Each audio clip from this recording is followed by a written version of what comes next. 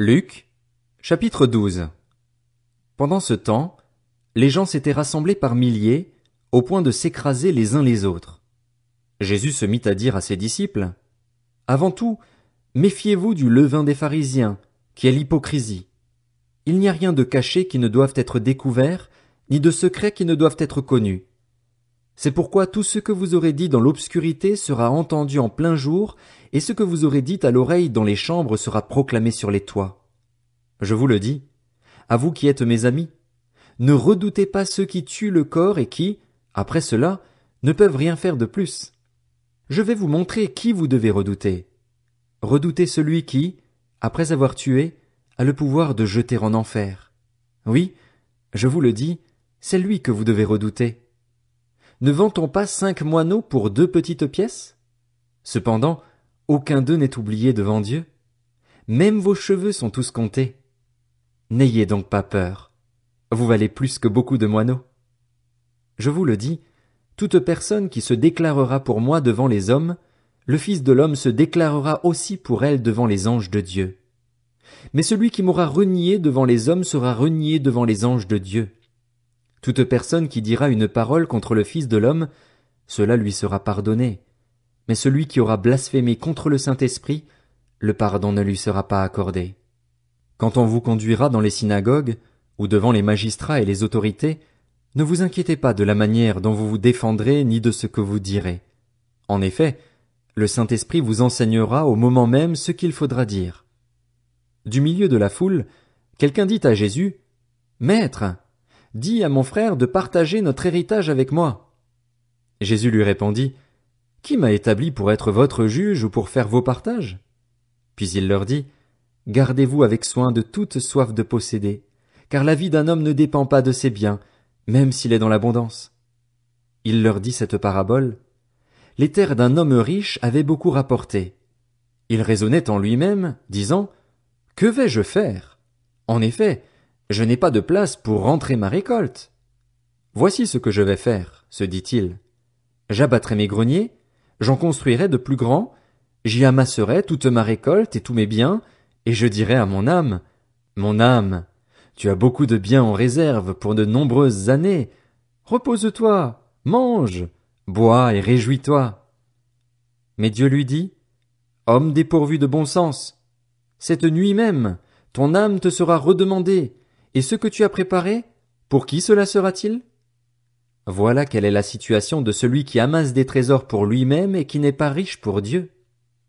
Jésus dit ensuite à ses disciples, « C'est pourquoi je vous le dis, ne vous inquiétez pas pour votre vie de ce que vous mangerez, ni pour votre corps de ce dont vous serez habillés. La vie est plus que la nourriture et le corps plus que le vêtement. Observez les corbeaux. Ils ne sèment pas et ne moissonnent pas. Ils n'ont ni cave ni grenier, et Dieu les nourrit. Vous valez beaucoup plus que les oiseaux. Qui de vous peut, par ses inquiétudes, ajouter un instant à la durée de sa vie? Si donc vous ne pouvez rien faire, même pour si peu, pourquoi vous inquiétez-vous du reste? Observez comment poussent les plus belles fleurs. Elles ne travaillent pas et ne tissent pas. Cependant, je vous dis que Salomon lui-même, dans toute sa gloire, n'a pas eu d'aussi belle tenue que l'une d'elles. Si Dieu habille ainsi l'herbe qui est aujourd'hui dans les champs et qui demain sera jetée au feu, il le fera d'autant plus volontiers pour vous, gens de peu de foi. Et vous, ne cherchez pas ce que vous mangerez ni ce que vous boirez et ne soyez pas inquiets. En effet, tout cela, ce sont les membres des autres peuples du monde qui le recherchent. Votre Père sait que vous en avez besoin. Recherchez plutôt le royaume de Dieu et tout cela vous sera donné en plus. N'aie pas peur, petit troupeau, car votre Père a trouvé bon de vous donner le royaume. Vendez ce que vous possédez et faites don de l'argent. Faites-vous des bourses qui ne s'usent pas, un trésor inépuisable dans le ciel, où le voleur n'approche pas et où la mite ne détruit pas. En effet, là où est votre trésor, là aussi sera votre cœur. Mettez une ceinture à votre taille et tenez vos lampes allumées. Soyez comme des hommes qui attendent que leur maître revienne des noces, afin de lui ouvrir dès qu'il arrivera et frappera. Heureux ces serviteurs que le maître, à son arrivée, trouvera éveillés. Je vous le dis en vérité, il mettra sa ceinture, les fera prendre place à table et s'approchera pour les servir. Qu'il arrive au milieu ou vers la fin de la nuit, Heureux sont ses serviteurs, s'il les trouve éveillés.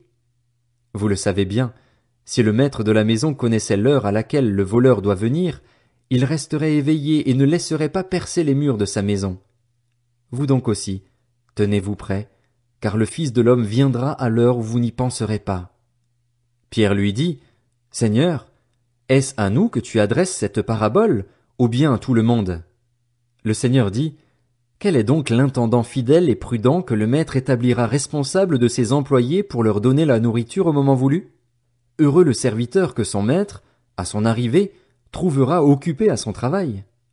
Je vous le dis en vérité, il l'établira responsable de tous ses biens. Mais si ce serviteur se dit en lui-même, Mon maître tarde à venir, s'il se met à battre les autres serviteurs et servantes, à manger, à boire et à s'enivrer, alors le maître de ce serviteur viendra le jour où il ne s'y attend pas et à l'heure qu'il ne connaît pas. Il le punira sévèrement et lui fera partager le sort des infidèles. Le serviteur qui a connu la volonté de son maître mais qui n'a rien préparé ni fait pour s'y conformer sera battu d'un grand nombre de coups. En revanche, celui qui ne l'a pas connu et qui a fait des choses dignes de punition sera battu de peu de coups. On demandera beaucoup à qui l'on a beaucoup donné, et l'on exigera davantage de celui à qui l'on a beaucoup confié. Je suis venu jeter un feu sur la terre. Combien je voudrais qu'il soit déjà allumé? Il y a un baptême dont je dois être baptisé, et quelle angoisse pour moi jusqu'à ce qu'il soit accompli.